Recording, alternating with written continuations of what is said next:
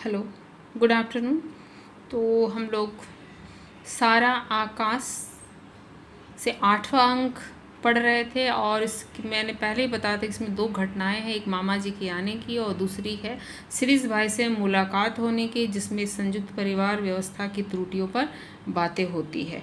तो जब मामा जी से बातचीत जो कुछ भी हुआ और एक विवाद सा हो गया था, वो जिस तरह से समझा रहे थे कि उसे माता पिता का कहना मानना चाहिए, पत्नी की को दबा के रखना चाहिए, जो कि उसके आचरण में ऐसी कोई बातें थी ही नहीं। फिर भी वो सब कुछ सुन रहा था और बाबूजी एकदम से जब भड़क उठे तो वो गुस्से से तमतमाता हुआ चला आया था। और इस घटना के पश्चात जब वो सड़क पर भटकता हुआ आया, अपने मन में बड़बड़ाता हुआ आगे बढ़ रहा था, तो अचानक से उसे लगा कि पीछे से कोई आ रहा है। और जब ध्यान दिया तो देखा कि वो और कोई नहीं बल्कि दिवाकर और सिरीज भाई साहब हैं। तो इसमें हम लोग देख रहे हैं कि काफ़ी हंसी मजाक होती है। दिवाकर उसे काफ़ी बनाता है कि क्या आगे पीछे देख लिया करो, क्यों पागलों की तरह बड़बड़ा रहे थे।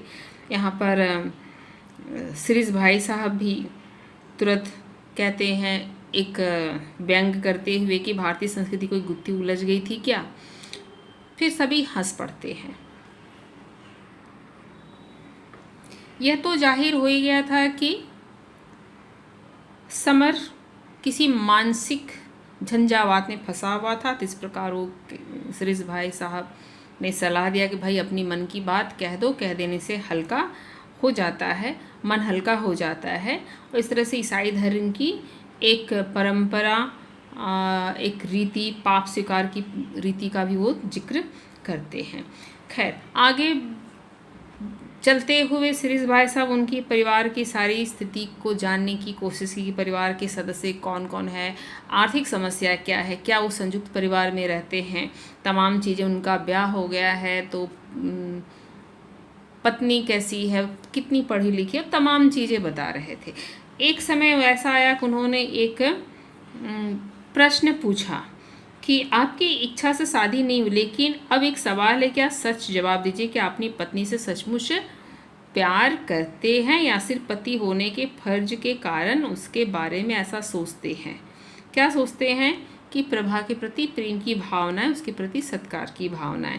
तो सचमुच में एक पल के लिए समर सोचने लगता है कि वाकई मेरा प्यार सच्चा प्यार है या उसके प्रति दया भर है, या मेरे अंदर का पश्चाताप है कि मैंने उसके साथ बहुत बुरा किया।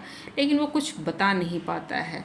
बस एक बात वो कह पाता है और समझा पाता है सिरीज भाई साहब से कि आज वो जो कुछ भी करना चाह रहा, आगे बढ़ना चाह रहा है, वो केवल और केवल प्रभा के कारण ही बढ़ पा रहा है। इस तरह से बातचीत करते हुए जब ये लोग आगे बढ़ते हैं रास्ते में, तब सिरीज भाई साहब अपने मुद्दे पर आ जाते हैं। उनका कहना है कि आपको संयुक्त परिवार की जो व्यवस्था है वो तोड़नी ही पड़ेगी, आपको परिवार से अलग आना ही पड़ेगा। यह सुनकर के उसे बहुत हैरानी होती है, क्योंकि समर उस वातावरण में पला बड़ा था जहाँ संयुक्त परिवार व्यवस्था को मर्यादित व्यवस्था मानी जाती है। सामाजिक दृष्टिकोण से यह बहुत ही उत्कृष्ट माना गया है और इससे अलग एकल परिवार की व्यवस्था पर तो बात सोची भी नहीं जा सकती थी। संयुक्त परिवार प्रणाली व्यवस्था पर सिरीज भाई का जो विचार था वो बहुत ही व्यवहारिक विचार था और बहुत ही सारी कटुता को उन्होंने उजागर करते हुए बताया कि यह संयुक्त परिवार, एक तरह से जो कहना चाह रहे थे कि संयुक्त परिवार प्रणाली व्यवस्था जो है एक तरह से एक ढोंग है। देखा जाए तो ये परिवार चल नहीं सकता। यहाँ लिखा है कि अगर चलेगा भी तो ऊपर से देखने में चाहे जो हो, लेकिन अंदर से उसमें छोटे छोटे परिवारों की कई इकाइयाँ बन जाएंगी। आप सोच ही नहीं सकते कि जरा सी भावुकता कितने भयंकर परिणाम को जन्म देती है। रात दिन हैरान परेशान रहेंगे, लड़ेंगे, मरेंगे, सब होगा, लेकिन साथ रहेंगे। इज्जत का सवाल है, अगर चूल्हा ना जलने की हट, इज्जत का सवाल अलग, चूल्हा ना जलने की हट, ऊपरी भावुकता के पीछे स्वार्थ की खींचतानी, इन के कारण कितनी हत्याएं, आत्महत्याएं रोज होती है। इस तरह से संयुक्त परिवार व्यवस्था को वे की स्थिति को समझाते हैं। यहाँ समर पूछता है कि यह तो स्थिति है, लेकिन परिणाम क्या है? तो उन्होंने साफ समझाया है कि परिणाम यही है कि आप अपने दिल दिमाग, अपने व्यक्तित्व का विकास नहीं कर सकते हैं। तो इस तरह से उनका मानना है कि संयुक्त प्रणाली व्यवस्था जो है व्यक्ति के विकास में एक बड़ी, तो सिरिस भाई ने समझाया कि संयुक्त प्रणाली व्यवस्था क्या है, एक बड़ी बाधा है व्यक्ति के विकास में। और ये तमाम चीज़ों के बाद समर को लगता है कि किस तरह से यह व्यक्ति इतना सब कुछ सोच लेता है, लेकिन एक तर्क वो देता है कि तो निहायत स्वार्थ है कि जब माता पिता इतना पालन पोषण करते हैं, खर्च उठाते हैं, इतना कष्ट सहते हैं, और जब वे बूढ़े हो जाएं तो उनसे अलग हो जाए, ये तो स्वार्थ है। हाँ, उन्होंने कहा कि यूँ देखने में स्वार्थ है।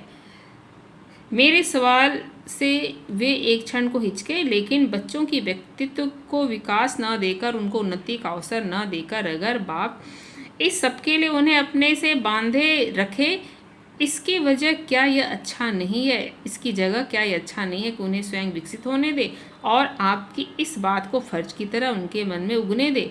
तो उन्हें लगता है कि जब लगता है कि संयुक्त परिवार प्रणाली व्यवस्था जहाँ एक दो संतान हो तो चल सकती है, लेकिन अगर एक दो से ज़्यादा बच्चे हैं तो ये नहीं चल सकता है। ठीक है, ऐसे में क्या होता है कि ऐसी जगह माँ बाप सोचते हैं कि बेटे पर उनका हक है और पत्नी सोचती है कि बेटे की कमाई पर उसका हक है। तो इसलिए उन्हें लगा कि फर्ज अदा करना है अगर माँ बाप के प्रति, तो आप अलग रहिए और साथ में अपने किसी भाई बहन को साथ रखिए। इस प्रकार से क्या है कि आपका अपना भी विकास होगा और माँ बाप के प्रति आपकी फर्ज अदायगी भी हो जाएगी। समर को सिरिस भाई साहब ने ये भी समझाया कि ये देखा गया है कि एक न एक दिन जो दो भाई होते आपस में भाई भाई अलग हो ही जाते हैं, लेकिन अलग होने के लिए वे उस तारीख की प्रतीक्षा करते हैं कि एक बड़ी सी दुर्घटना हो जाए, बड़ा सा कोई कांड हो जाए, यानी लड़ाई हो जाए, झगड़े हो जाए, क्लेश हो जाए। इससे अच्छा है कि प्रेम से ही सभी अलग हो जाएं। ऐसी कोई असामाजिक घटना यानी परिवार की मर्यादा की कोई घटना न घटे, उससे पहले अलग हो जाएं। माँ बाप को खुद ही चाहिए कि वे बच्चों को योग्य बना करके संसार में स्वतंत्र रूप से छोड़ दें कि वे अपना विकास खुद करें। इसी तरह से परिवार का विकास हो सकता है। तो इतनी सारी बातें सुनने के पश्चात समर को यह समझ में आ गया था कि सिरिस भाई साहब जो सोच रहे हैं बहुत बेहतर सोच रहे हैं और उनकी सोच में यथार्थ है। उसे लगता था कि प्रभा को मैं बताऊंगा, अगर पिताजी को बताया तो पहले से भड़के हैं और वे समझें और भी गालियाँ देंगे कि कैसे कैसे दोस्त पाल रखे हैं। तो इस प्रकार इस अंक में जो दूसरा महत्वपूर्ण अंश है उसमें हम लोग देखते हैं सिरिस भाई साहब के विचार संयुक्त प्रणाली व्यवस्था के विषय में किस प्रकार है, किन त्रुटियों की ओर वो ध्यान देते हैं और क्यों चाहते हैं कि संयुक्त प्रणाली व्यवस्था तोड़कर एकल परिवार व्यवस्था बनाई जाए। धन्यवाद।